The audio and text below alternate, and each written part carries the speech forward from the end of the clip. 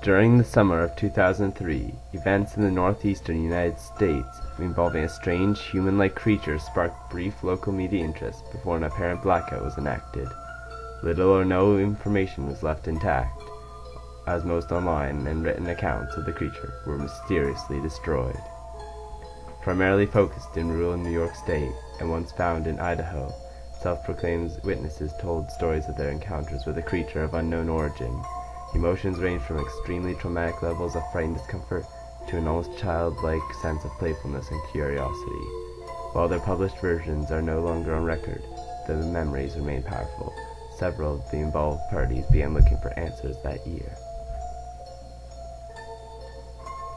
In early 2006, the collaboration had accumulated nearly 24 documents dating between the 12th century and present day, spanning 4 continents. In almost all cases, the stories were identical. I've been in contact with a member of this group and was able to get some excerpts from their upcoming book. A Suicide Note, 1964.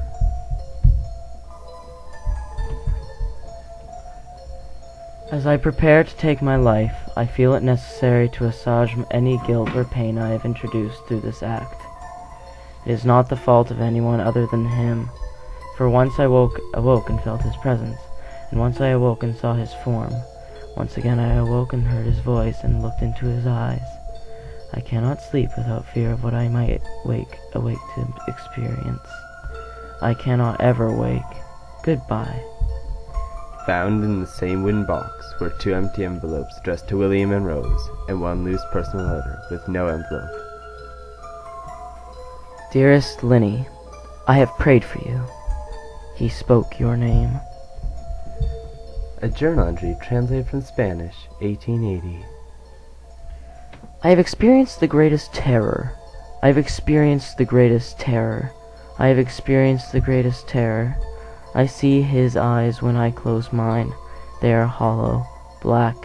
They saw me and pierced me. His wet hand. I will not sleep. His voice. Unintelligible text. A Mariner's Log, 1691. He came to me in my sleep. From the foot of my bed I felt a sensation. He took everything. We must return to England. We shall not return here again at the request of the Rake. From a witness, 2006. 3 years ago, I had just returned from a trip to Niagara Falls with my family for the 4th of July. We were all very exhausted after a long day of driving, so my husband and I put the kids to bed and called it a night. At about 4 a.m., I woke up thinking my husband had gotten up to use the restroom.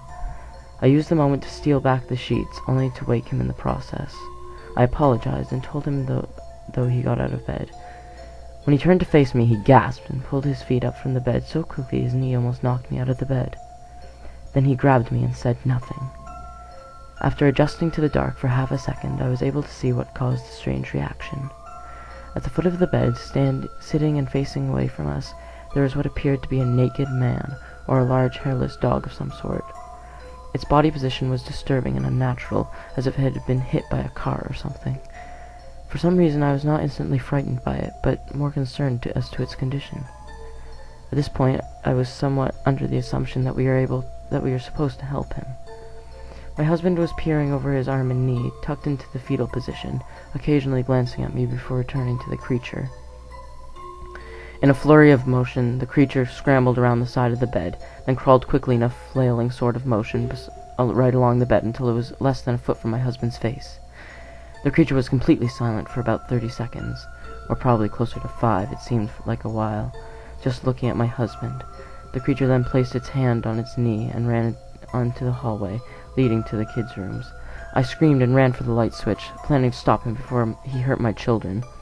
When I got to the hallway, the light from the bedroom was enough to see it crouching and hunched over about 20 feet away. He turned and looked directly at me, covered in blood. I flipped the switch on the wall and saw my daughter, Clara. The creature ran down the stairs while my husband and I rushed to help our daughter. She was very badly injured and only spoke once more in her short life.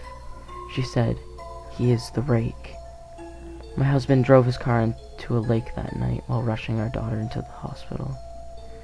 They did not survive. Being a small town, news got around pretty quickly. The police were helpful at first, and the local newspaper took a lot of interest as well. However, the story was never published, and the local television news never followed up either. For several months, my son Justin and I stayed in a hotel near my parents' house. After we decided to return home, I began looking for answers myself. I eventually located a man in the next town over who had a similar story. We got in contact and began talking about our experiences. He knew of 2 other people in New York who had seen the creature we now referred to as the Rake. It took the 4 of us about 2 solid years of hunting on the internet and writing letters to come up with a small collection of what we believed to be accounts of the Rake. None of them gave any details, history, or follow-up. One journal had an entry involving the creature in its first 3 pages and never mentioned it again. A ship's log explained nothing of the encounter, saying only that they were told to leave by the Rake. That was the last entry in the log. There were, however, many instances where the creature's visit was one of a series of visits with the same person. Multiple people also mentioned being spoken to, my daughter included. This led us to wonder if the Rake had visited any of us before our last encounter. On the first day of the 3rd week, I thought I heard something different. What I found was a shrill voice. It was the Rake. I can't listen to it long enough to even be able to describe it. I haven't let anyone listen to it yet. All I know is that I've heard it before, and now I believe that it spoke when it was sitting in front of my husband. I don't remember hearing anything at the time, but for some reason the voice on the recorder immediately brings me back to that moment. The thoughts that must have gone through my daughter's head made me very upset. I have not seen the Rake since he ruined my life, but I know that he has been in my room while I slept. I know and fear that one night I'll wake up and see him staring at me. Videos concerning the Rake. In the summer of 2011, an amateur filmmaker created a horror film based loosely on the Rake. It can be viewed on YouTube. YouTube user Ryan Murphy, aka Vicious516, also made a video concerning the Rake, which can also be viewed on YouTube.